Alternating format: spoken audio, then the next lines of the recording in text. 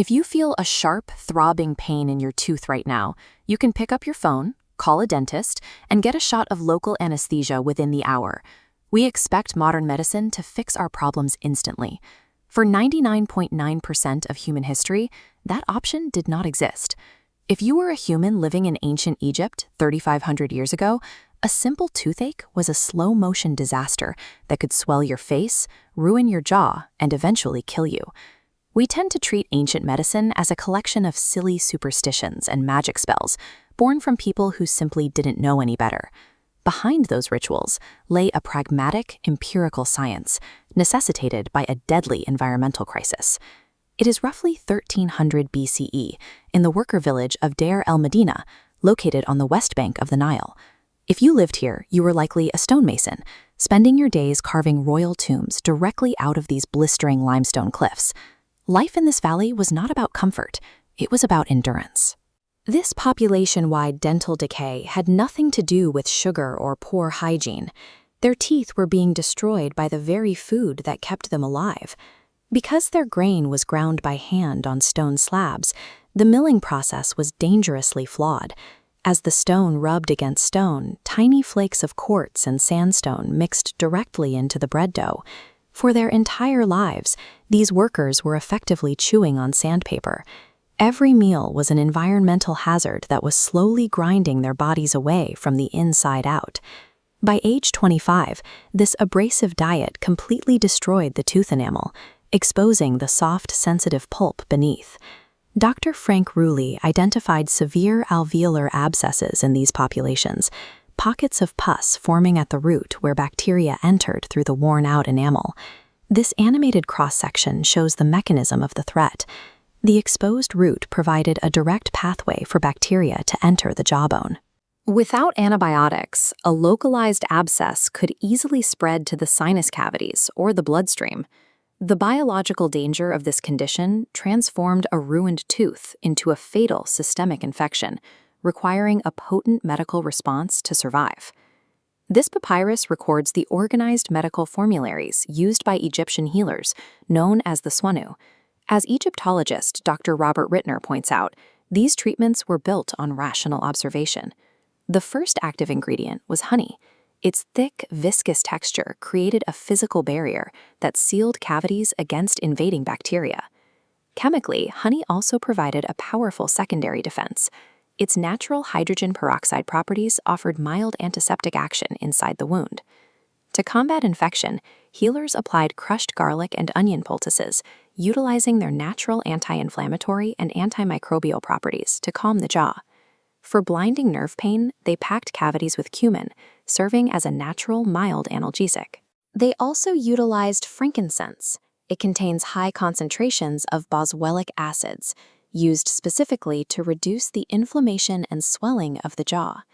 These empirical observations created a chemically active medical system, allowing ancient Egyptians to survive a brutal environment, eroding their bodies with every bite. There is a common assumption that dental care in the ancient world was a matter of brutal, widespread extractions performed with primitive tools, but archaeologists have found very little evidence of that. Ancient practitioners lacked tools sophisticated enough to pull a molar without the risk of a catastrophic fracture. To pull a tooth with their equipment would often shatter the jawbone itself.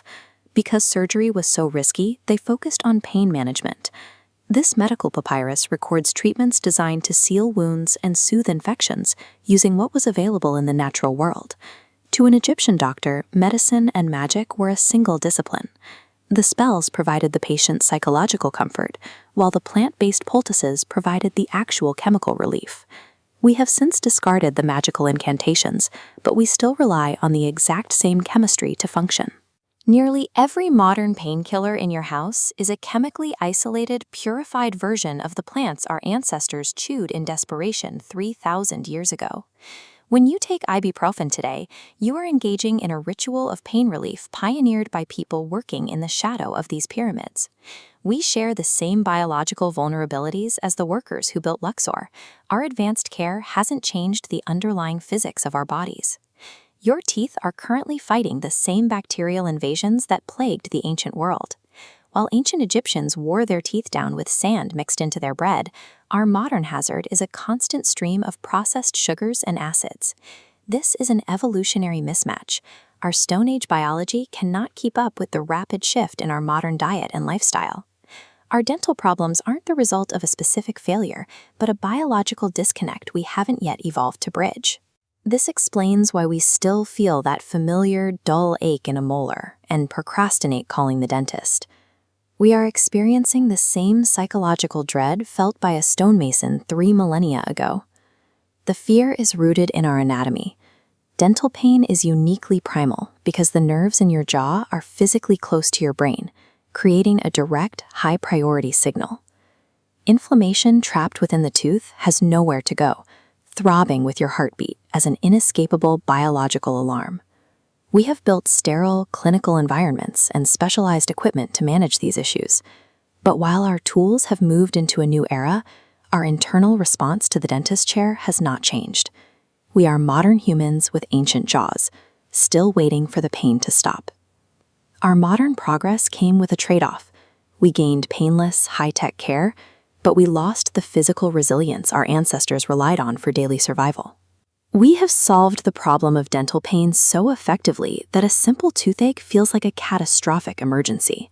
The same physiological response connects a worker by the Nile to a patient today sitting in a reclining chair with a mirror in their mouth.